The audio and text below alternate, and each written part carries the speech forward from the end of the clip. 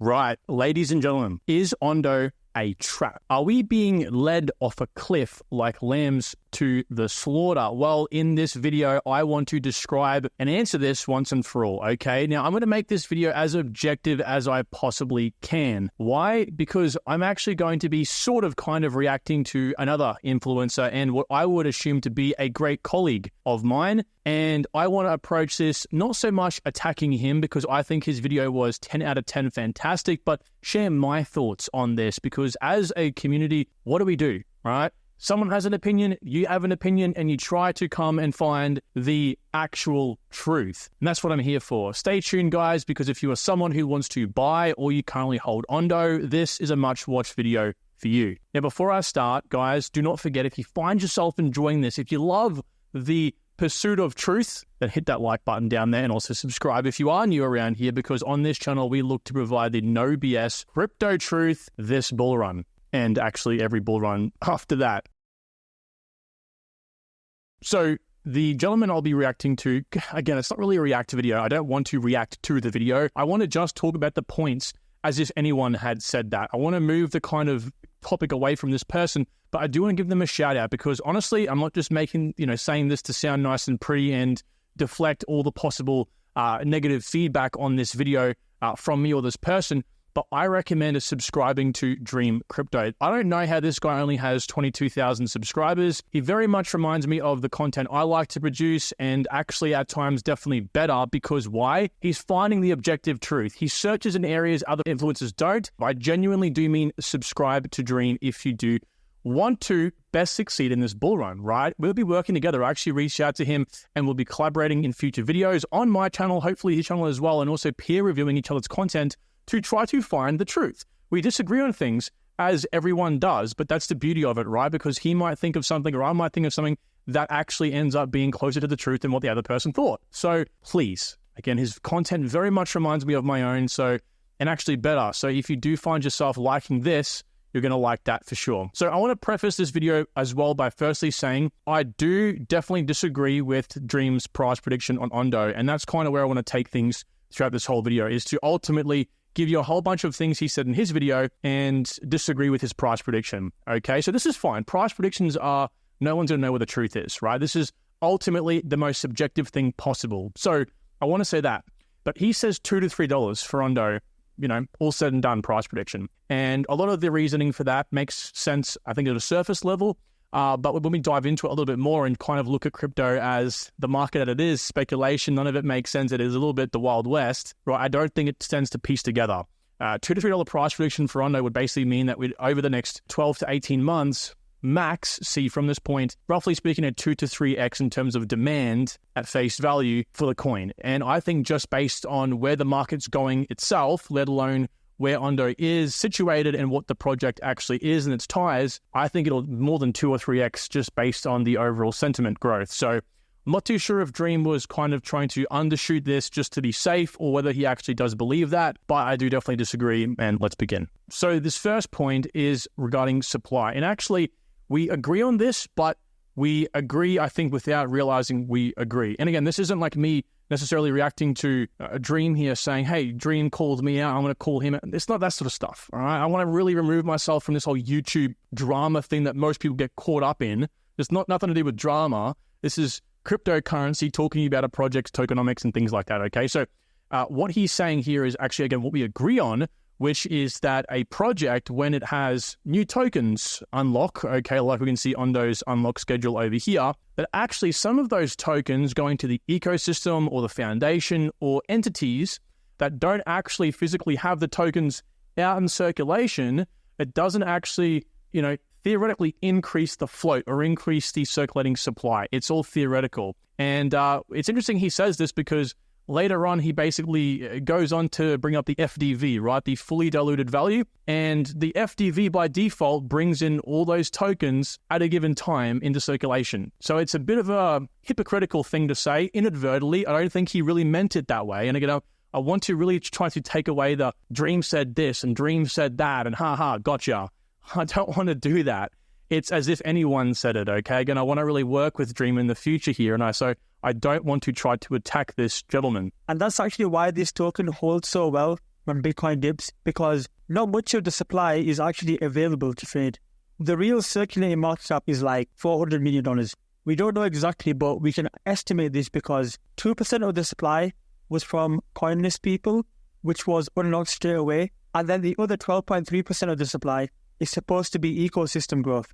The key thing to know, and this is the whole point of this video, is the ecosystem tokens aren't actually being traded in the market. And that's why the real flow and market cap is much less. And that's what's allowing it to stay strong. If you don't... So basically, again, so let me get this straight, right? Definitely all those tokens are in circulation. So theoretical circulation, but this is the thing I've brought up in many, many videos over the course of time in that, right? So you can kind of say circulation.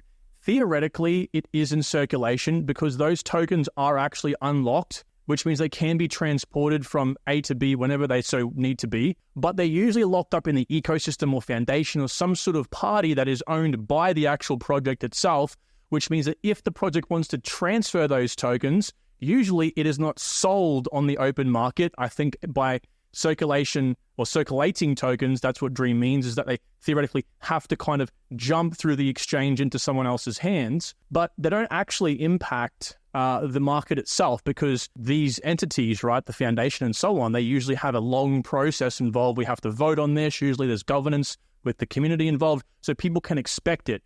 But yes, by standards, it really should be considered circulating supply, right? It's actually out there. Now, the reason why I kind of say you look for the token to actually be circulating, it's going to have to pass through a market, is because the market itself actually dictates the price of the token. So market cap's fugazi, right? The way that these like CoinMarketCap and CoinGecko actually establish a market cap is by taking the price on all of these different exchanges. This is ONDO's exchanges, right? So Coinbase, you can see the price is 1.0077. We come down here to KuCoin, it's 1.0081. There's a slight difference. That's why we have things called arbitrages, right?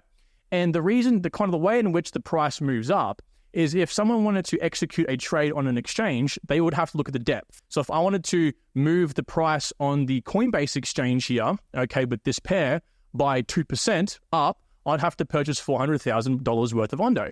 If I wanted to move it 2% down, $500,000. You see what I'm saying? So really the market cap is just a gauge in how much money is floating around, but the way it works is multiplying the supply by the price, which gives us this number here. So when you say what he's saying, which is basically that the float is much less because a lot of the tokens are actually not circulating, right? You can see down here that a lot of the tokens are in the hands of the ecosystem growth, which is the foundation, right? They're not moving around. So only 2% is, but that's also kind of wrong at the same time. That would mean that many other projects in the space as well have much, much lower market caps than what is perceived.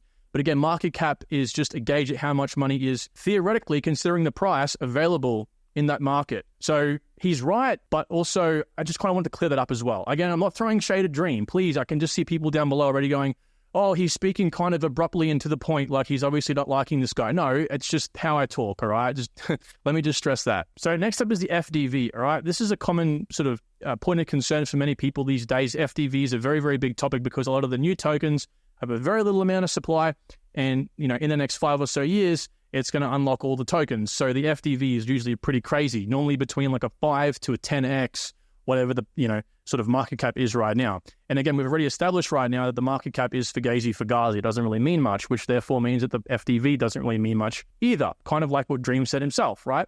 So in this case, we're looking at the FDV, right? So I want you to just hear what Dream says, and then I'll kind of give you my thoughts on it. FDV is a major concern. A lot of the big launches this cycle found a ceiling of around $20 billion in FDV, and that's an important piece of information that we need to keep in the back of our minds. The key question with ONDO's market cap is, will it allow people to dream? So I love that. He's spot on there, okay? First of all, I don't agree with the FDV thing, but he's spot on. FDV, and as you'll say soon here with the market cap as well, will it allow people to dream? I don't know if he meant that, pun intended or not. But I think that's very crucial because ultimately what stops people from investing is that, oh my gosh, this market cap's way too big. Again, market cap doesn't mean anything because most of the tokens anyway are locked up in foundation. So again, really the market cap's like a lot less than what it seems to be. Okay, so to move the price, it's less money anyway. Not to mention it works off volume, not actual how much money is required to move the project based on the market cap, right? So if it's 20 billion market cap, to 2x. You don't actually need $20 billion invested to double it. But what he says here is that psychologically, people are thinking to themselves, the FDV is really high here. I might back off a bit because it seems over-evaluated, right? Same with the market cap, as you mentioned here as well. But one tweet he brings up here from Victor, I do disagree with. Victor does say that there's a so-called ceiling for projects this cycle, and a lot of them have sort of topped out and found resistance at around, well, depending on where the project is valuated, right? So he says $20 billion is roughly the ceiling for S-tier tokens like major layer 1s and 2s. He says that lower projects find $8 billion to $10 billion and so on. And for gaming projects, it's even lower, okay? But the thing is, right, FDV in a sense is, again, just theory. It's just like if I pull up ONDO over here, FDV takes into consideration all of ONDO's tokens unlocked in 2029. Well, guys, hello, we're selling over here. We're not selling all the way over here. All right, so FDV is Fugazi or Fugazi number. It doesn't actually really mean anything, neither does it really exist in crypto. It does, to some degree, of course, if you're selling in 2029. But in saying that, so what Victor says here is that there's a ceiling he's noticed so far. And yes, the information is there. I 100% agree. The data is there to support that. Some of these projects won't push over a certain FDV value. But again, we haven't had the blow-off top moment. The bull run really hasn't hit peak hysteria, right? We haven't had that mass greed come into the market yet.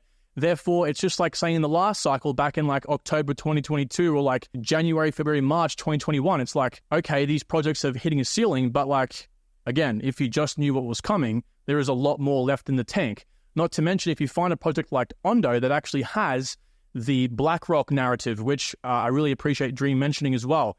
It's in tokenization, which again is pushed by Larry Fink. It's a real-world asset, of course, so it works hand-in-hand with tokenization. And there's a whole bunch more that helps support ONDO being a quality project for the bull run. So there's a lot more in the tank. And, thinking that FDV is going to somehow suppress it, I think isn't correct. But again, I could be wrong. So I just wanted to point that out as well regarding FDV. Now, what will happen is when ONDO unlocks more of its tokens, okay, which is coming up here again somewhat sort of soon in the next 6 or so months, you'll find that the market cap obviously gets closer to the FDV instantly on the day, just like we saw with Pith. Because as those tokens unlock, as this supply doubles, the market cap will instantly double because, again, it's simply price times supply, and therefore it'll get pretty much 2x closer to the FDV, which will make it more appealing. So, like, instantly overnight, according to FDV, it's going to get 2 times more appealing, okay? So just consider that. So kind of carrying on with FDV here quickly, I want to make a point that, again, FDV is sort of like, this huge unlocks are supposed to happen. What FDV really is saying is for the price to maintain the same price, say it's $1 for ONDO, and the FDV is 10 billion and the market cap's $1 billion, basically that over the course of whenever the unlock's due to occur, you have to have 10x the amount of money invested to stay the same price, right? Essentially is what it means. Now, if we have a look at Solana in the last cycle, I will draw some comparisons to Solana because it was a perfect example of this, right? Solana's market cap on the 11th of October, 2020, I believe, was $100 million. Now, the supply was 45 million Solana, okay? So that meant that if you have a look at the Solana vesting schedule, basically at this point, if you remove inflation, back down here, it had this massive unlock to occur. Actually, the unlock in the FDV was 11x. So it was actually even worse than what ONDOs look like. And yet, over this time, guess what happened? Basically, if you pull back to October 2020, down here, it over 100x, okay? It over 100x. With this supply actually increasing. Now, that's actually a lot worse because, again, you have actual VCs over here and these third parties, these people getting their tokens, actually having their tokens, which is the next point I'll bring up regarding VCs and VCs selling, okay? So Solana had a real situation. Again, for ONDO, it's theoretical. So imagine, basically what we're saying here is imagine ONDO having all of these tokens unlock over here, right? Over here, this first unlock. That's what happened with Solana. So this is theoretical. Solana was real. That was a real unlock occurring, and it's still 100x'd, which is obviously a lot worse. So consider that as well. It does all depend. I'm not saying Dream is wrong. I think actually Dream makes a very good point here that there's still something to be concerned about, right? Because, again, people, based on psychology, are going to see that and be concerned because people are talking about it so much. And very few people, I think myself, and I've only seen Crypto Mason so far kind of challenge this theory, basically. Not really a theory, it does make sense, but it's not anything to be necessarily concerned about unless it is like Solana, unless it looks like this. That's concerning. Another prime example of a concerning unlock is Optimism. So if you want to go have a look at Optimism and its unlock, I will show you firsthand this right here.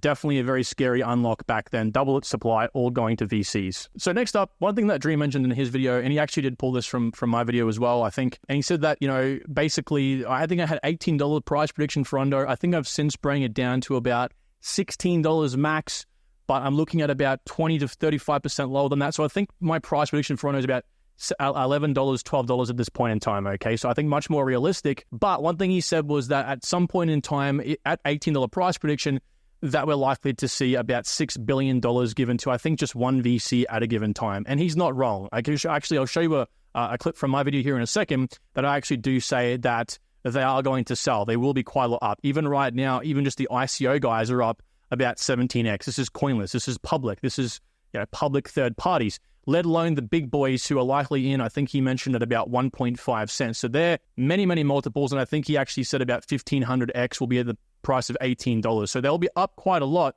But just consider there's 23 investors. Okay, so this is all distributed over 23 investors. And you also only have a small sliver going to VCs at a given time. Now, what history has taught us, and believe you me, I've done a lot of research on this, is that in this circumstance, yes, they will likely sell. As the video I will show you here, I said in a second, they will likely sell, but it will not be a catastrophic sell-off like Optimism, like Celestia will likely have as well, just because of how small it really is. And likely, given the sentiment is bullish at that time, it will likely be something they decide to hold on to.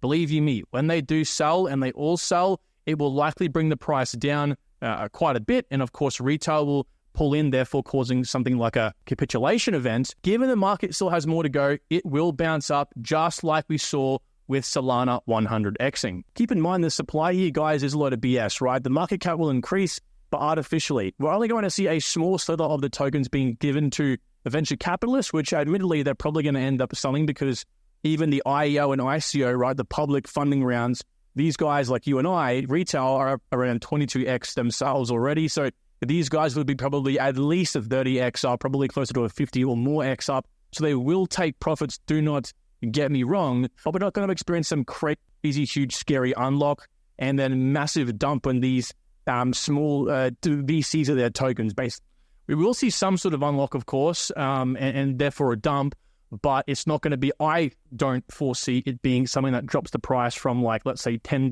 to $5 or $10 to $6. It might lose $1 or so. Again, that's, I think, worst case, though. I don't think it's going to be that severe. And I can, of course, pull upon other examples like Solana for this. These guys right now are up 4,700x.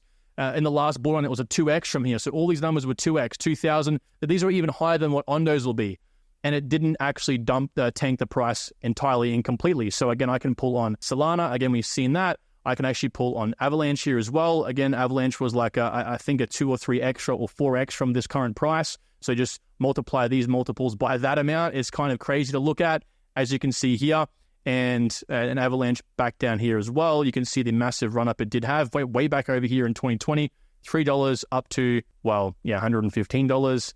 And we also have Matic as well. Kind of a similar sort of chart to what ONDO's looks like. And you can see the massive gains it had. So all this to say, again, Dream, I know you're probably watching this, mate. I love you. I really do. Like, you're honestly a very rare creator in this space. And that's why I want to work with you, and everyone else I think should subscribe to you. Although in my opinion, again, it's my opinion. I know Dream might disagree with me, and this is fine. He might be right, I might be right. We can't say for certain. I'm not going to make that call, of course. But I think given all of this, it's hard to definitively say that in a sort of zero gravity atmosphere, right, in a vacuum, that this is going to play out how we think it is, because crypto doesn't work based on any logic. It works purely on speculation. And I think that we'll likely see ONDO for sure push above $2 to $3 just based on overall hype around what it is this bull run. And I know that you'll hope the same too, because I know you have 50% of your net worth involved in it. One last thing I'll finalize up on here, guys, is this quick mention here, and I'll let this video play out. Funny thing is, he calls this a conservative price prediction. I would say it's near impossible for ONDO to get anywhere near these sorts of valuations. So there you have it, some actual proper... So first of all, I never said it was a conservative price prediction. I want to say that. I don't think $18 is a conservative price prediction. I said that if you had $10,000 this bull run and you bought 8,333 ONDO, that over 6 years without staking, you could actually get $1.1 million conservatively. That sounds crazy. If you 10x $10,000 this bull run, that's $100,000, and then you 10x 100 grand in the next cycle with ONDO, which I think is very possible, that's $1 million. So that's just my 2 cents. Again, a 10x and a 10x. I think we could all agree, especially the next bear market, even if you made a 5x this bull run, you would make a 20x or so in the next bull run if you invested it at the bottom, okay? Of course, in a quality project like ONDO. So admittedly, I'm not going to lie to you guys, right? Especially those of you who made this the whole way through the video. I'm a little bit nervous about this because I don't like making review videos because I just worry about sometimes that it can be misconstrued as I'm throwing shade at someone. I'm not. I'm really not. I love Dream. I just think that he is someone that you can actually have a conversation with, and he might make a video on this, follow-up video, I hope so, saying, I think you're wrong on this point, I think you're wrong on this point, and I would love to admit I'm wrong if I'm wrong. Simple as that. So thank you again, Dream. Appreciate you, and I appreciate everyone watching this as well. Hope you guys have a great day. Make sure you're subscribed, like, and I will see you tomorrow.